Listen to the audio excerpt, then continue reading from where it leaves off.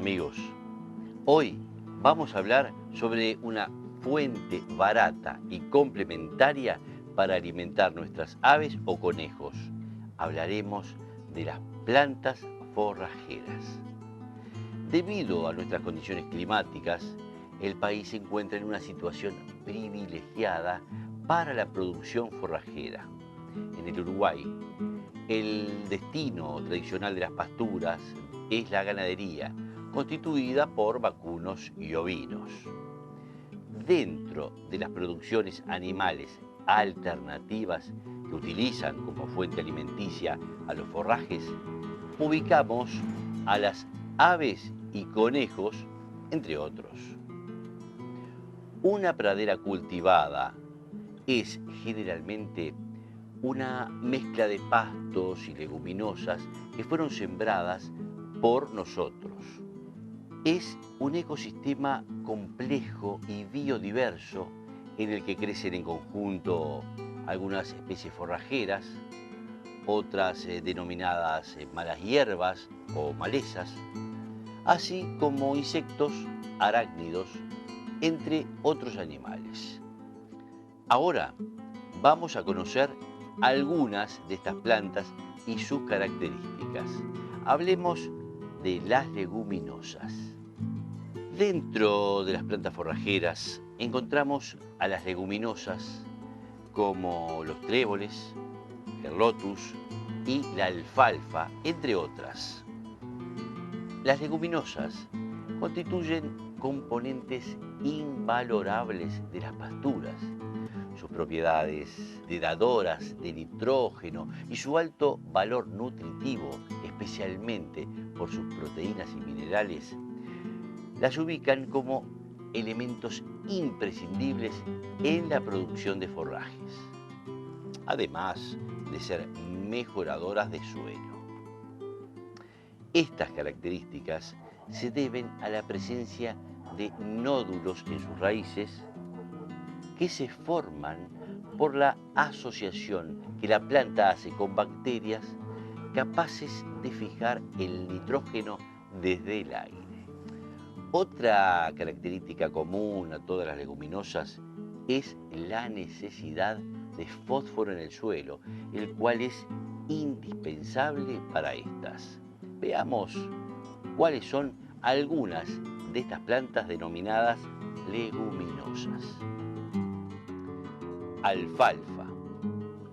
Esta es una leguminosa perenne que produce la mayor cantidad de forrajes en los meses cálidos. Se la conoce por su porte erecto, sus hojas compuestas de 3 hojitas y su flor de color púrpura o amarilla. Es uno de los cultivos forrajeros más antiguos que por sus bondades se la llama la reina de las forrajeras. Y además de presentar un alto rendimiento, es una excelente mejoradora de suelos. Por su raíz profunda, produce gran cantidad de tallos y hojas en periodos de sequía. Su alto contenido de proteínas la convierte en un alimento valioso y útil para incluirlo en la dieta de aves y conejos.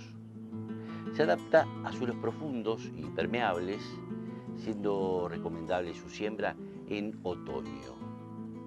Para que la alfalfa viva varios años, debe cortarse una vez que inicie la floración o cuando la planta llega a una altura cercana a los 40 o 45 centímetros. Para realizar el segundo corte, deberá esperarse a que la planta alcance nuevamente la altura recomendada, por lo que es necesario dividir el alfalfar en franjas para volver al área del primer corte cuando ésta se haya recuperado. Para cultivar 100 metros cuadrados de alfalfa pura son necesarios unos 200 gramos de semilla. Otra leguminosa, trébol rojo. El trébol rojo se cultiva como forraje desde hace unos 300 años. Es una leguminosa que se produce mayormente en otoño, invierno y primavera, con una vida productiva corta de 2 años, por lo cual se denomina bienal.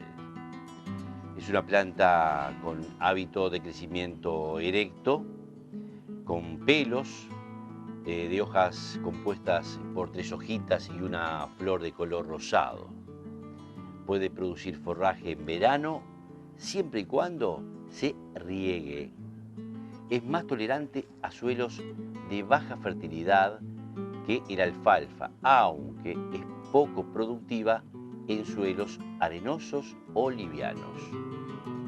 La siembra deberá realizarse a principios de otoño, ya que las plantitas son sensibles al frío. La cantidad de semillas a sembrar depende de si se la siembra pura o en mezcla con otras especies, variando entre 40 a 80 gramos cada 100 metros cuadrados. También tenemos el trébol blanco. Es una planta perenne que produce forraje mayormente en los meses de otoño, invierno y primavera. A diferencia del trébol rojo, no presenta pelos, su hábito de crecimiento es rastrero y sus flores son blancas.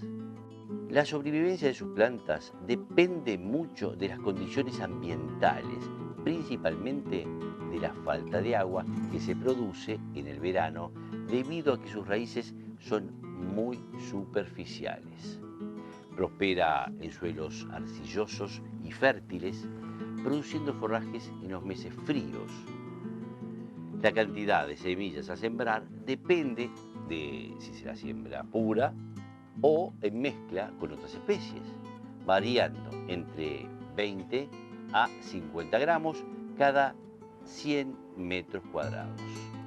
Ahora hablaremos sobre otro grupo de plantas indispensables en las pasturas, las gramíneas o pastos. Las gramíneas, en una pastura mezcla, constituyen el volumen más importante del forraje para los animales. En una pradera cultivada, las gramíneas o pastos son el complemento ideal a las leguminosas, ya que se benefician del nitrógeno que fijan estas últimas. Además, gramíneas anuales como el trigo o la avena producen granos ricos desde el punto de vista alimenticio que son bien aprovechados por los animales de granja. Existen gramíneas anuales de verano o de invierno y perennes. Veamos algunos ejemplos de invierno y otros de verano. Gramíneas o verdeos de invierno. Hablaremos del trigo. El trigo es un cereal que se cultiva principalmente por sus granos, pero existen variedades que se adaptan al pastoreo o al corte para usar como forraje e igualmente dan granos al final del ciclo. Estos se denominan cultivares doble propósito. La siembra se realiza desde abril a julio, dependiendo de que el objetivo de siembra y del cultivo sea para verdeo o para producir grano únicamente. Se debe sembrar en surcos separados entre 15 y 19 centímetros, en los que se deposita un chorrillo de semillas. En noviembre, cuando el cultivo comienza a secarse, se corta y se hacen atados los que pueden apilarse hasta completar el secado. La trilla artesanal puede hacerse golpeando los atados contra una tabla con clavos. Esta técnica puede aplicarse a los demás cereales. Los granos pueden alimentar a las aves y los conejos. La cantidad de semillas a sembrar depende de si se la siembra pura o en mezcla con otras especies, variando entre 500 a 1200 gramos cada 100 metros cuadrados. Otra gramínea de invierno, la avena. Es otra especie forrajera que se adapta muy bien a nuestros inviernos. Puede sembrarse en el otoño al voleo sobre un suelo trabajado. Conviene cubrir las semillas con algo de tierra o compost a no más de 1,5 centímetros de profundidad para lograr una germinación pareja del cultivo y evitar que los pájaros las coman. Se puede dejar una parte del área sembrada como semillero a los efectos de tener semillas para los animales o para las siembras en el próximo otoño. Si se va a cortar el forraje, no conviene dejar pasar más de 20 centímetros de altura, cortándolo a una altura de 5 centímetros sobre el suelo. La cantidad de semillas a sembrar depende de si se la siembra pura o en mezcla con otras especies, variando entre medio y 1 kilogramo cada 100 metros cuadrados. El turno ahora son para las gramíneas o verdeos de verano. Ejemplo, la moa. La moa es una gramínea de ciclo corto, de crecimiento rápido, que puede sembrarse a partir de octubre y hasta enero. Esta gramínea se debe sembrar en surcos distanciados 15 centímetros entre sí, depositando las semillas a una profundidad no mayor a los 3 centímetros y puede dar 2 o hasta 3 cortes.